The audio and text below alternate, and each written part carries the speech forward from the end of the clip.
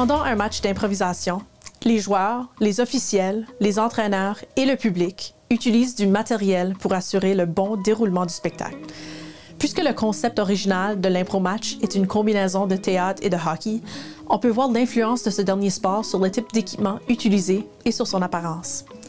Un bon exemple de cette influence est le chandail de joueur. Bien qu'il existe une variété de styles et de couleurs, ces chandails ressemblent souvent à ceux du hockey. Voici un exemple.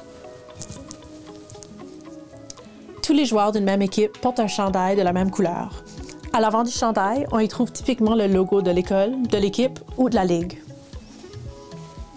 Au dos du chandail, on peut y trouver un nombre. Tous les joueurs d'une équipe doivent avoir un nombre différent pour aider le statisticien à identifier facilement chaque joueur et noter toute information importante sur sa feuille de statistiques. Si les joueurs gardent leur chandail après leur séjour dans une équipe ou ligue, un nom ou sobriquet peut également être ajouté au dos du chandail. Une autre pièce d'équipement qui rappelle le hockey est l'ensemble de bandes d'improvisation qu'on appelle généralement l'arène, mais que certains nomment aussi l'improvisoire. Il s'agit d'une structure démontable qui comprend typiquement 8 morceaux, soit 4 coins et 4 côtés. Souvent, l'ensemble est construit en bois, mais occasionnellement en d'autres matériaux. Les bandes sont peintes comme une arène de hockey, donc en blanc avec des lignes bleues et rouges. Si vous cherchez un plan de construction pour fabriquer des bandes, visitez le lien dans la description de cette vidéo. Le public, lui aussi, utilise du matériel, soit des cartons de vote. Les cartons de vote permettent aux spectateurs et, le cas échéant, aux juges de salle, de voter à la suite de chaque improvisation. Ils sont faits de papier cartonné, soit des pancartes coupées en carrés ou rectangles.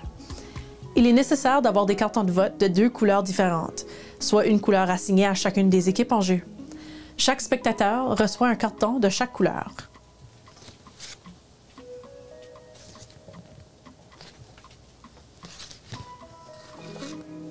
Parfois, les cartons de vote sont au lieu, recto verso, comme celui-ci.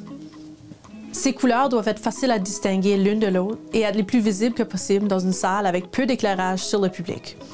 Par exemple, à distance, il pourrait être difficile pour un juge de ligne de voir la différence entre un carton jaune et un carton orange si la teinte est semblable, ou de voir un carton vert très foncé dans un coin sombre de la salle.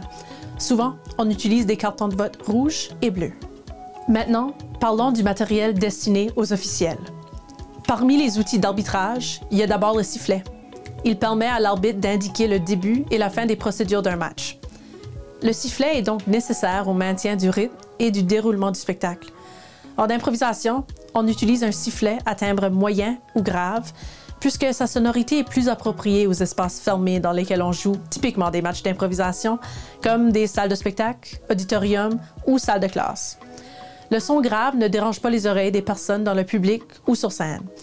Par exemple, on pourrait utiliser un sifflet de timbre 58.5. Un arbitre peut choisir d'utiliser un sifflet sur une corde autour de son cou ou un sifflet qui se porte sur les doigts.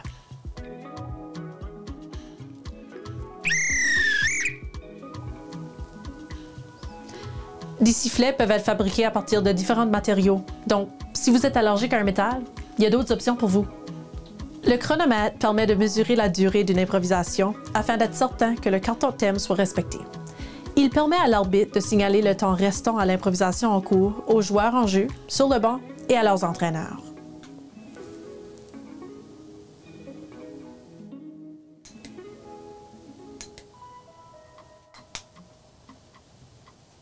Les arbitres portent typiquement un chronomètre sur une corde autour du cou.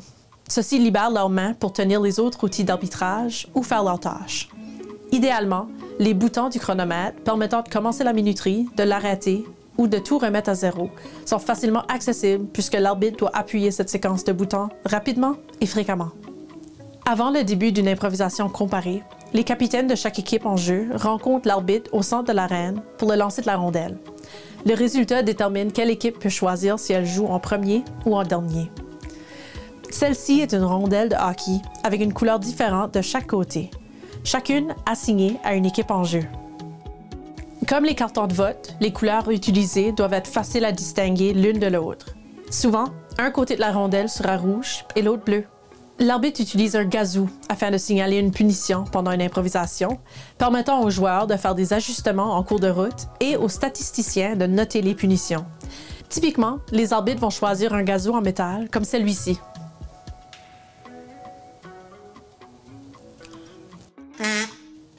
L'arbitre et les juges de ligne portent des chandails d'officiels ayant des rayures verticales noires et blanches. Le chandail de l'arbitre en chef inclut également une bande rouge ou orange supplémentaire sur chaque bras. Donc voici un chandail de juge de ligne.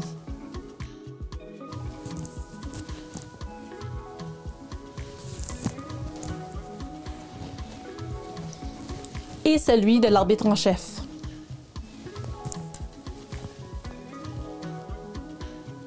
Une part du matériel nécessaire au match d'improvisation prend la forme de documents papier. L'arbitre utilise des cartons thèmes indiquant les consignes de chaque improvisation. Certains arbitres remplissent un document modèle sur lequel se trouve déjà la liste des consignes à compléter pour chaque impro. D'autres arbitres créent simplement des cartons thèmes à la main, par exemple en coupant une feuille de papier en rectangle et y ajoutant toutes les informations nécessaires. Certains arbitres impriment même un logo personnel au dos de chaque carton. Le statisticien utilise la feuille de statistiques pour noter toutes les informations liées à un match, telles que l'entrée des joueurs, les points, les punitions et les étoiles. Il y a deux versions de ce document, une pour les matchs de 8 impro et l'autre pour ceux de 12. Le statisticien a également besoin d'un stylo. Le guide pour maître de cérémonie en improvisation présente le texte que cet officiel doit suivre lors de chaque étape du spectacle. Une fois à l'aise avec celui-ci, les maîtres de cérémonie peuvent y ajouter leur saveur personnelle. Les juges de salle utilisent une grille d'évaluation pour guider l'évaluation de chaque improvisation d'un match et déterminent leur vote et leur choix d'étoiles. Ils ont aussi besoin de stylos. Tous ces documents sont disponibles dans les liens dans la description de cette vidéo. Dans le cadre d'un tournoi et d'une ligue où plusieurs matchs seront joués, il peut être utile d'avoir des cartables pour rassembler les documents.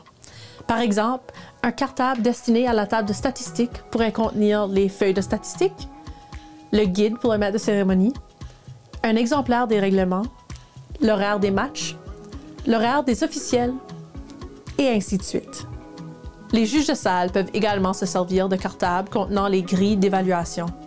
Celui-ci garde les documents ensemble et offre également une surface dure sur laquelle écrire. Du côté de l'entraîneur, un stylo et un carnet ou des feuilles sur un presse-papier peuvent être utiles pour prendre des notes pendant les matchs. Puisqu'un match d'improvisation est un spectacle, un soutien technique peut faciliter son déroulement et ajouter une belle atmosphère. Des exemples d'équipements techniques sont un microphone pour le maître de cérémonie, une console de son, un ordinateur portable pour la musique, des haut-parleurs et de l'éclairage.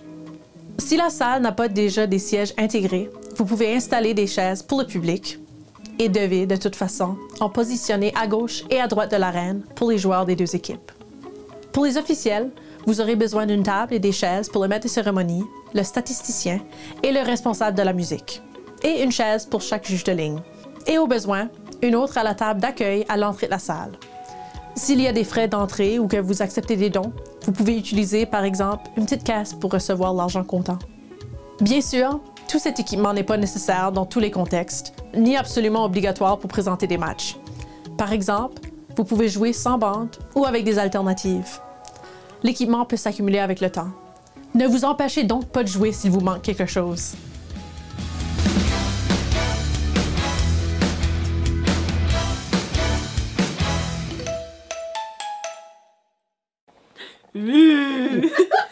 Oh!